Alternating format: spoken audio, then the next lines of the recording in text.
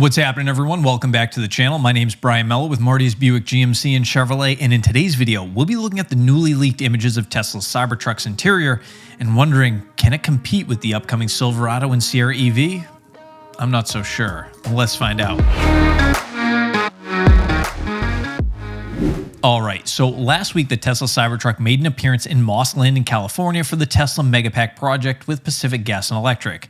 And although this normally wouldn't be a big deal, thanks to Sawyer Merritt of KSBW Action News 8, we got a chance to take a peek at what's inside the newest Cybertruck prototype for the very first time. Now, the first thing that caught my attention, and most likely the same thing that you're looking at right now, is of course that yoke-style steering wheel, which for some reason is also missing the airbag. But, you know, it's a prototype after all, so I won't be too nitpicky there. But I will say that I think for the truck buying crowd, the decision for Tesla to go with the yoke-style steering wheel is sort of a risky one. Now, I understand the reasoning behind the design. Better visibility of the screen in front of you, and it also requires you to keep your hands at, the 3 and the 9 o'clock positions, which technically provide better control. And, if the airbag does have to deploy, it's better for that because, you don't want to have your hand on the top and, But from what I've read, it's the most complained about feature by Tesla's buyers. So much so that there's a growing aftermarket of companies like one I found here, T Sportline, making more traditional steering wheel replacements for the buyers who have bought a Tesla Model S and they're not interested in the yoke wheel at all. Now, for me, if I'm honest, I'm not necessarily opposed to the yoke wheel, believe it or not.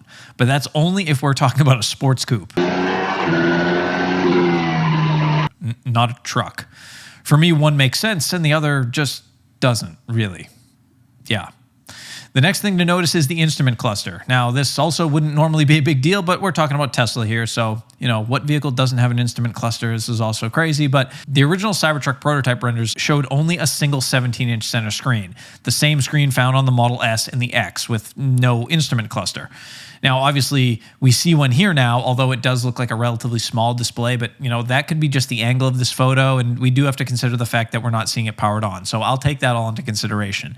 And I understand that Tesla takes a minimalist approach when it comes to their interiors of their cars. But when it comes to trucks, is that really what the market is looking for? Because for the last decade, I've heard endless complaints about GM's interiors and how they need to be more futuristic and they need to be updated. And I think now as we move into the 2023 model year, GM has stepped its interior game up in a huge way. I mean, everyone who has seen the new GM interiors has had almost nothing bad to say. And I think most of you watching would agree that they've done a great job. And if for some reason you're watching and you haven't seen the new GM interiors, I mean, just check. There's 100 videos on my channel. Go check out one of them. But just for reference sake, let's take a quick look at the upcoming Silverado EV interior right here. Now, before I state what I'd like to consider the obvious, I understand that the interior photos we have here of the Cybertruck are still in prototype form, but they're not very far off from the original renders. And from what I've read on all the Tesla fan pages, Elon Knights fan club, most seem to think that this is what we're getting, with just a bit more refinement before it goes into production.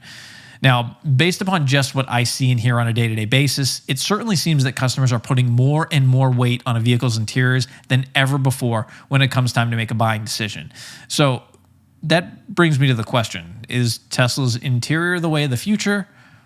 Is it better than Chevy's upcoming Silverado EV? Personally, I don't think that this is even a competition. Now, am I biased towards GM trucks? Sure. Have I complained, just like many others, about GM's interiors needing to be revamped? Absolutely, even publicly, many times. But do I honestly think this looks a hell of a lot better than this, all bias aside? Yes. Comparing nothing else but interiors, I can't see how anyone would choose the Cybertruck over the Silverado. Heck, I'd even take the Lightning's interior over the Cybertruck. And that's saying something, especially coming from me.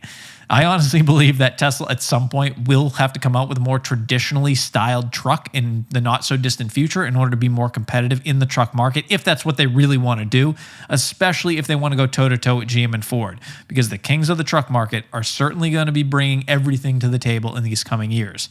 The good news for us as consumers and GM fans, the more competitive the market gets, the better the products we end up with. So I'm certainly excited to see what the future has in store for us. And before someone says it, I am so far from some Elon Musk hater or Tesla hater. I am not at all.